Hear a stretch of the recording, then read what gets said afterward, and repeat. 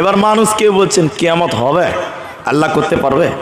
আল্লাহ বলছেন আলাম নাজালিল আরদ মিহাদা ওয়াল জিবালা আওতাদা ওয়া খালাকনাকুম আজওয়াজা। আল্লাহ তাবারাক ওয়া তাআলা ওই কথাগুলো বলে আল্লাহ বলছেন আমি কি কিয়ামত বানাতে পারবো না? আমি রাতকে আরামদায়ক বানিয়েছি, জমিনকে বিছানা বানালাম, আসমানকে ছাদ বানালাম, তোমাদের জন্য এত কিছু করলাম, তো আমি আল্লাহ কি কিয়ামত করতে পারবো না? ইনি যেমন বললেন অমুকের বিচার আমি করেছি, অমুক মাস্তানকে পিটিয়েছিলাম, অমুকের বিচার জরিমানা আমি করেছিলাম, তো আমি কি এই লোকটার বিচার করতে পারবো না?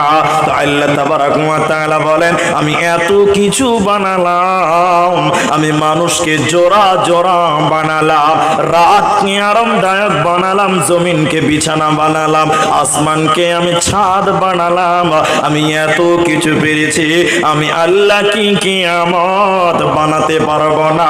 এটা তোমরা কেমন কথা বলছো? আল্লাহ তাবারাক ওয়া তাআলা বলেন ইন্না ইয়াউমাল ফাসলি কানা মিকাতা, নিশ্চয় বিচারের দিন আমি আল্লাহ রেডি করে রেখেছি, কিয়ামতের দিন আমি আল্লাহ রেডি করেছি, কিয়ামতের দিন আল্লাহ নির্ধারণ করে রেখেছে, ওর এক সেকেন্ড এদিক সেদিক হবে না। ইসরাফিল সিংহায় বাঁশি দেওয়ার জন্য, ফু দেওয়ার জন্য রেডি হয়ে আছে।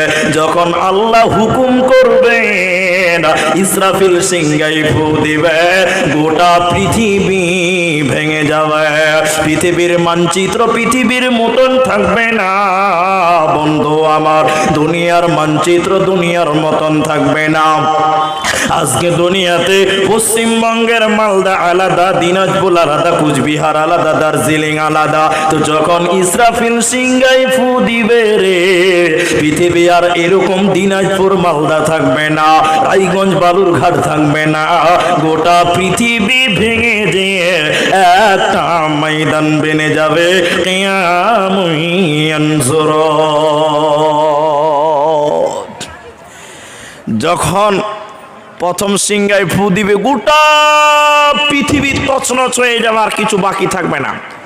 এটা কথা বুঝাইলে, একটা উদাহরণ দিলে বুঝে আসবে। এটা ঘর, মনে করেন এটা ঘর বন্ধ করে রেখে দিয়েছেন 4 মাসের জন্য, মাদ্রাসা ছুটি হয়েছে রোজাতে 2 মাসের জন্য, রোজার পর হেড মুলবি ঘরটা খুলেছে, দেখছে রে সুবহানাল্লাহ, ঘরটাতে মাকড় সাথে দখল করে নিয়েছে। লাইকিলাই না মাকড়সা বুঝেন আপনারা? গোটা ঘরকে মাকড়সা জাল দিয়ে ঘর বেনে বেনে বেনে বেনে মাস্তানি করছে। এটা বলছে এটা আমার মালদা, এটা আমার দিনাজপুর, এটা আমার মুর্শিদাবাদ, মাস্তানি করছে। তো হেড মুলবি বলছে করে আব্দুর রহমান ঝাড়ুটা লে তোরে বাপ। হেড মুলবি খালি ঝাড়ু উঠিয়ে ঢুকেছে ঘরে, কোথা মালদা, কোথা দিনাজপুর, কোথা মুর্শিদাবাদ, গোটা মালদা মুর্শিদাবাদকে বেড়া ভেঙে দিয়ে চলে এসছে। আল্লাহ বলেন প্রথম যখন ইসরাফিল সিংহায় ফু দিবে, যত ভাগ ভাগ করেছো দুনিয়াটাকে, এরকম খিন্ত খিন্ত ভাঙ্গে ভেঙ্গে থাকবে না, গোটা পৃথিবীকে আল্লাহ একটা ফাঁকা ময়দান বানাবে, কিয়ামুন ইয়ানজুরুন, সবাই বেহুশ হয়ে যাবে। এরপরে আবার দ্বিতীয় সিংহায় ফু দেওয়ার পর সবাই আবার উঠতে থাকবে, সবাই জাগতে থাকবে, সবাই হুঁশ ফিরে পাবেন। সেই কিয়ামতের দিন তারা আবার দাঁড় হবে, খাতনাহীন দাঁড় হবে, তারা নাঙ্গা হয়ে দাঁড় হবে।